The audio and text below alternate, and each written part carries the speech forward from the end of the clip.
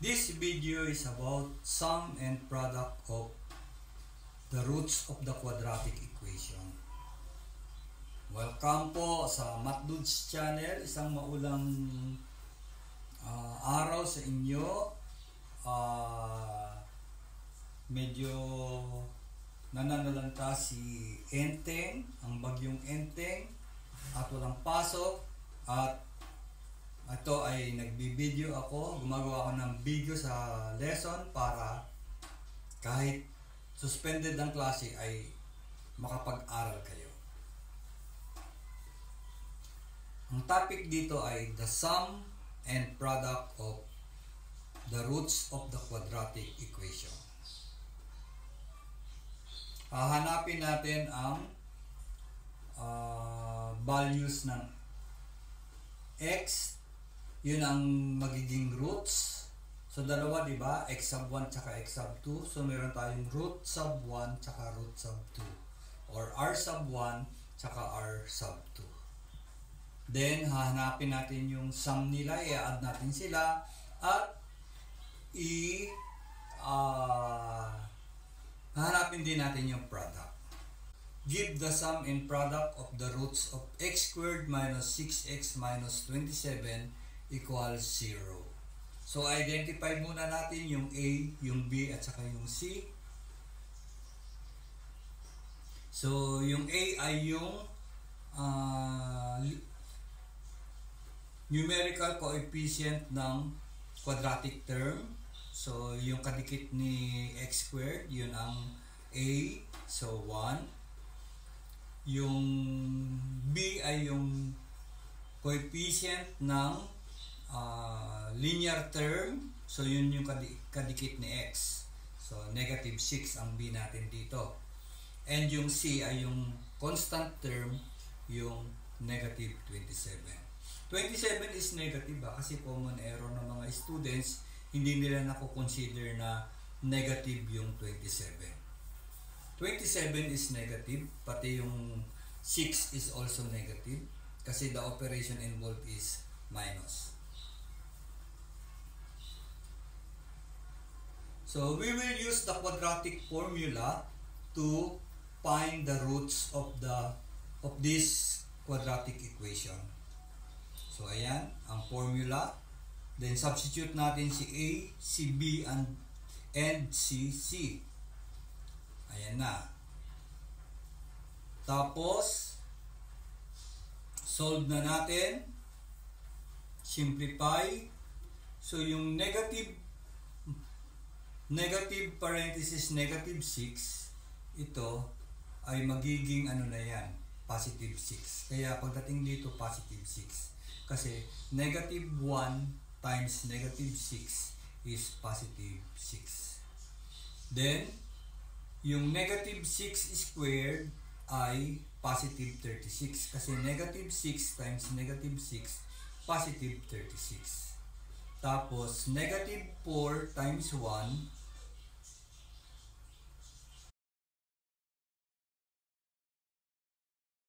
itong negative 6 squared ay negative 6 times negative 6 and it is equal to 36. Kaya naging 36 ito.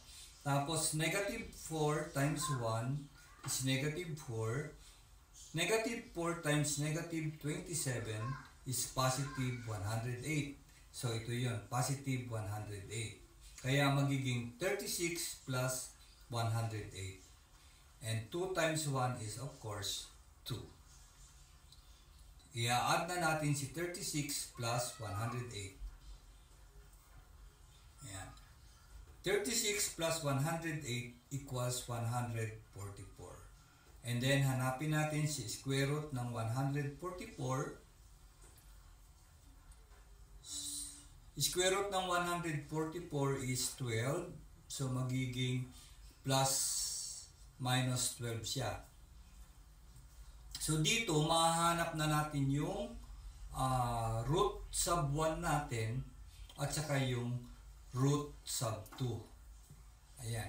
Yung root sub 1 natin, yung value ng x na ang gagamitin natin dito is yung plus 6 plus 12 is 18, and then divided by 2, 18 divided by 2 is 9. So, ang root sub 1 natin ay 9. Sorry, 9. Yung pangalawang value ng x, yun yung root sub 2 natin, 6, yung minus naman. 6 minus 12 is negative 6 divided by 2. Negative 6 divided by 2 is negative 3. So, yan ang dalawang root natin. R sub 1 is equal to 9 and R sub 2 is equal to negative 3. Tapos, kukunin natin yung sum and product. Sum of the roots and product of the roots. Unahin natin yung sum of the roots. I-add lang natin yung root sub 1 tsaka yung root sub 2. Ang root sub 1 ay 9. Ang root sub 2 ay negative 3. Ayan. Same signs, add and keep. Different signs, subtract. Copy the sign of the bigger number. So, dapat master nyo na yung addition of integers. Or kahit subtraction of integers. Multiplication and division of integers. So, 9 plus negative 3 is positive 6. Yan. So, ang R sub 1 plus R sub 2 natin ay positive 6. Yan yung sum of the roots. To find the product of the roots, we will multiply yung R sub 1 times R sub 2. So, R sub 1 is 9 times the R sub 2. R sub 2 is negative 3. 9 times negative 3 is equal to R sub 1 times R sub 2 is equal to negative 27. Yan yung first way natin, no? Hanapin natin yung value ng x. Yung value ng x, yun yung R sub 1 at saka R sub 2. And then, i-add natin and i-multiply natin. Pero may iba pang method. Ito.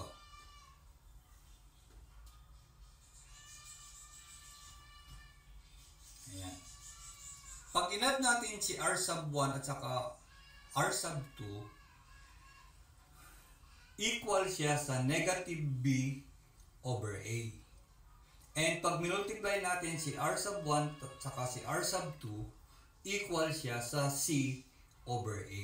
Diba, in-identify kanina natin si a equal to 1, b equal to 6, negative 6, c equal to negative 27. So, isa-substitute lang natin dito. Para makuha natin si R sub 1 plus R sub 2, isa-substitute natin si b, yung value ng b dito sa formula, negative b over a. So, ang b natin ay negative 6. So, minus negative 6. Tapos, yung a natin is 1. Ayan, i-substitute lang natin. Ayan. Tapos, i-simplify natin. Negative 1, may invisible 1 dito. Negative 1 times negative 6 is positive 6. So, magiging positive 6 over 1 siya. No? Ayan, 6 over 1. And 6 over 1 is equal to 6. So, yan ang ating sum of the roots. R sub 1 plus R sub 2 equals 6. Kanina, in-add natin yung dalawang roots, yung 9 at saka plus negative 3 equals 6. Dito, gagamitin na natin yung negative b over a sa pagkuha ng sum of the roots. Yan. Sa product naman, gagamitin natin yung c over a. Ang c natin ay negative 27, ang a natin ay 1. So, i-substitute lang natin yan.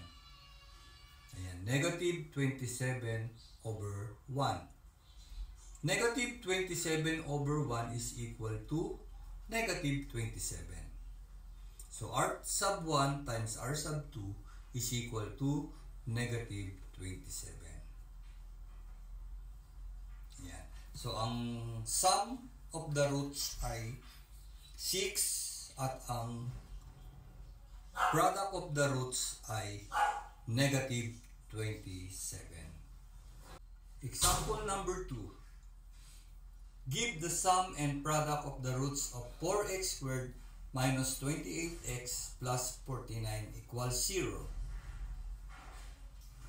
Identify A, B, and C.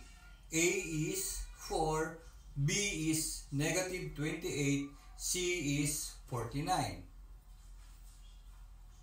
Gamitin ang quadratic formula. Pero pwede rin hindi quadratic formula ang gamitin, no? Pwedeng factoring, pwedeng completing the square, any method. Pero ito lang yung pinakita ko, yung quadratic formula. So, i-substitute natin siya sa quadratic formula. Yung value ng A, value ng B, at saka value ng C. Tapos, i-simplify natin. So, itong negative 28 magiging positive yan. Tapos, negative 28 square. Tapos, 4 times 4 times 49 over 2 times 4. Ayan. Simplify natin yan. Magiging positive 28 plus negative. Negative 28 squared is 784 minus 4 times 4, 16. 16 times 49 is 784. Over 2 times 4 is 8. Simplify ulit natin. Magiging 28 plus minus square root of 0 over 8. And square root of 0 is 0. Ayan. So, mula dito, mahahanap na natin yung dalawang value ng x na gagamitin natin as r sub 1 and r sub 2. So, ang r sub 1 natin ay 28 plus 0, 28 pa rin, no? Then, divided by 8. So, 28 over 8, hindi natin madidivide exactly. So, ang gagawin lang natin dyan, i-reduce natin sa lowest term. I-divide natin ng 4. So, 28 divided by 4 is 7. And 8 divided by 4 is 2. Ang r sub 1 natin ay 7 over 2. Ayan. Ganon din sa 28 minus 0. Kasi 28 minus 0 is 28 pa din. 28 over 8. So, ganon din ang gagawin natin. I-reduce natin sa lowest term. Divided by the GCF. Yan. 7 over 2. So, ang R sub 2 natin is 7 over 2 din. Ayan yung unang root natin. Second root, 7 over 2. Ayan. Tapos, makukuha na natin yung sum. Sum and product. Sa sum, i-add lang natin ang root sub 1 saka root sub 2. So, 7 over 2 plus 7 over 2. When we add fractions, just add the numerators and copy the common denominator. So, 7 plus 7 is 14. Tapos, copy lang the common denominator 2. And this is equal to 14 divided by 2 is 7. So, ang sum of the roots natin ay equal to 7.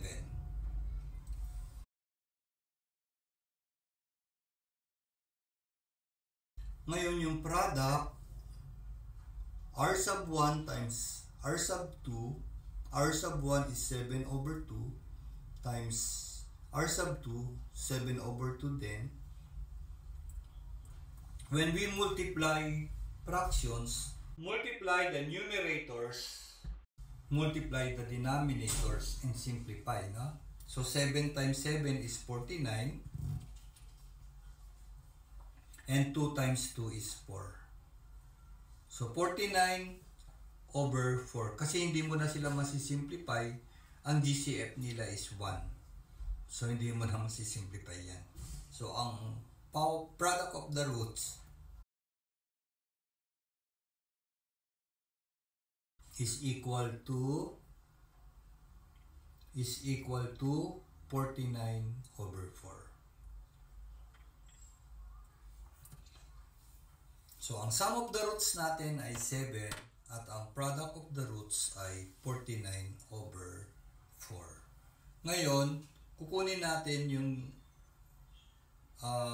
formula na yung sum of the roots ay equal to negative b over a, tapos yung product of the roots, ang formula ay c over a.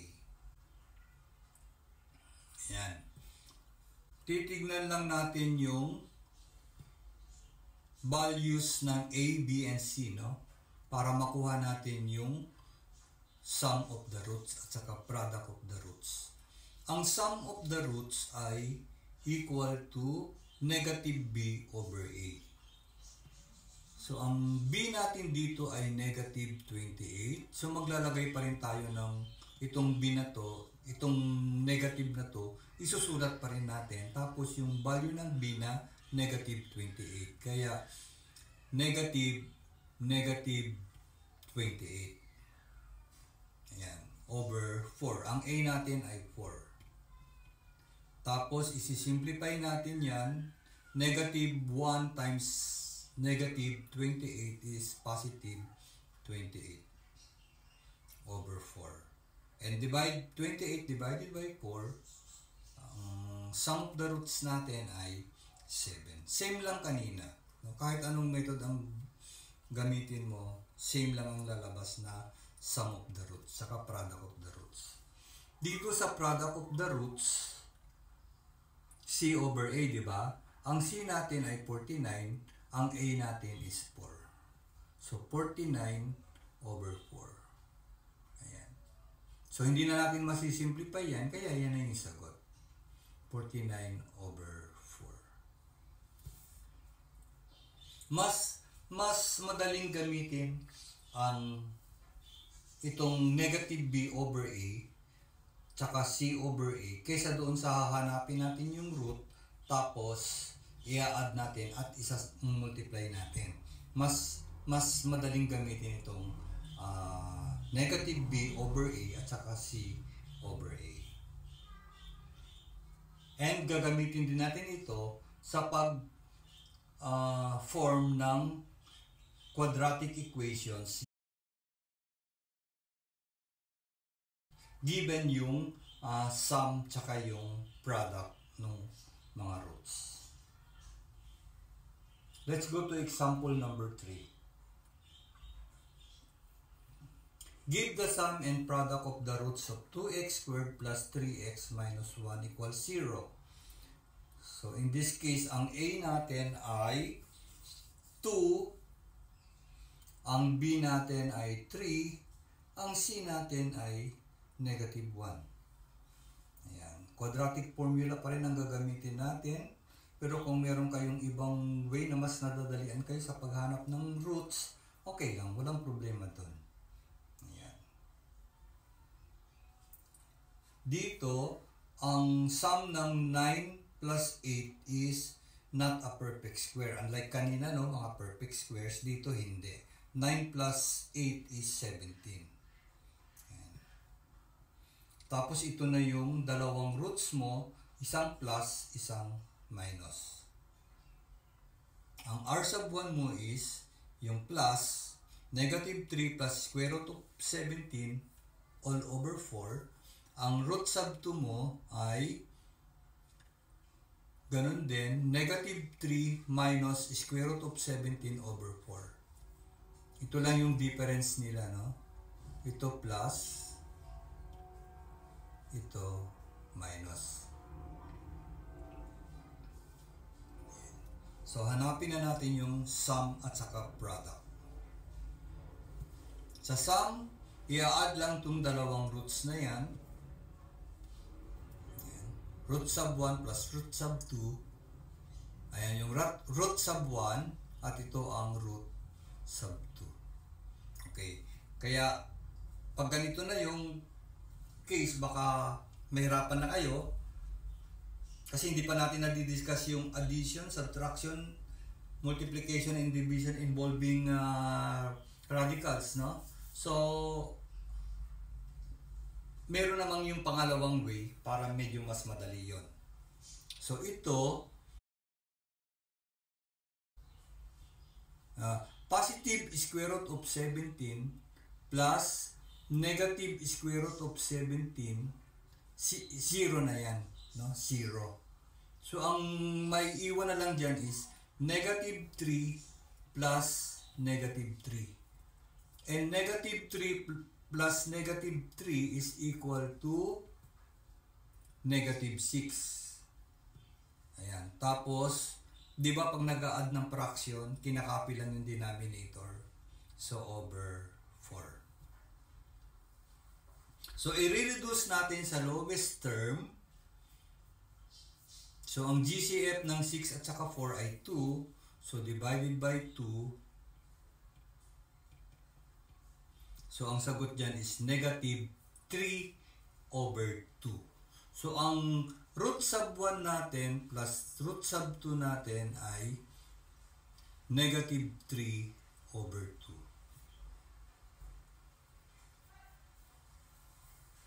Kasi ito ay magiging 0 na yan.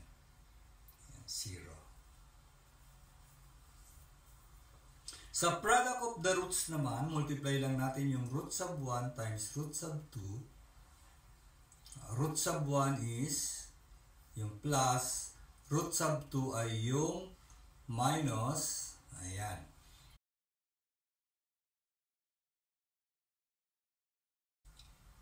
Dito, involved dito ang special product na the product of the sum and difference of the same terms.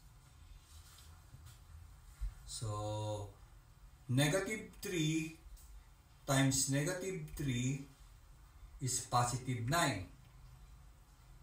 Positive 9. Dito na lang. Yan.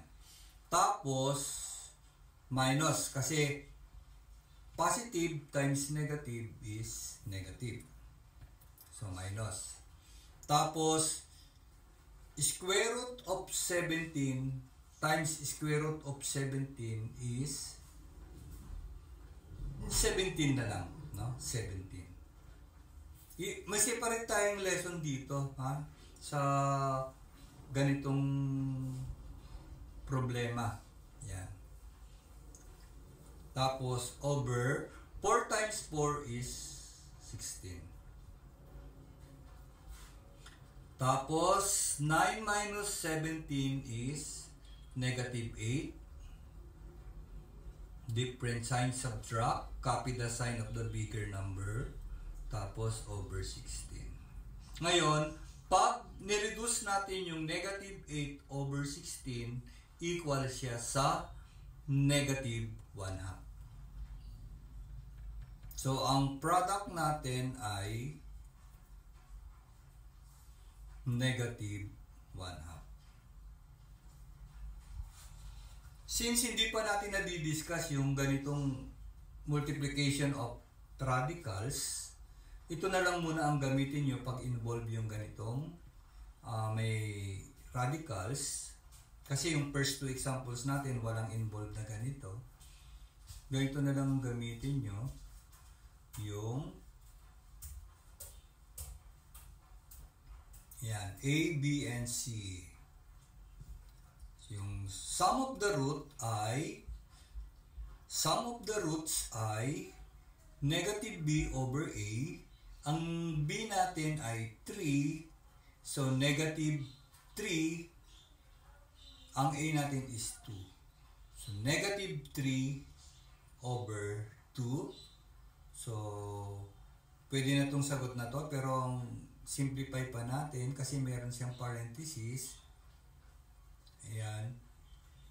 negative 3 over 2. Tapos, ang C natin sa product, ang C ay negative 1. So, ito ay negative 1. Tapos, ang A natin is 2. Ayan. Yan yung sagot kanina, di ba? So, ang R sub 1 times R sub 2 natin ay negative 1 over 2. So, ilagay din natin yung negative sa gitna, katulad nito. Nasa gitna. Ayan. Pero pwede na rin naman ang ito yung sagot. Okay? So, ganyan ang pag-solve ng sum and product of the roots of the quadratic equation.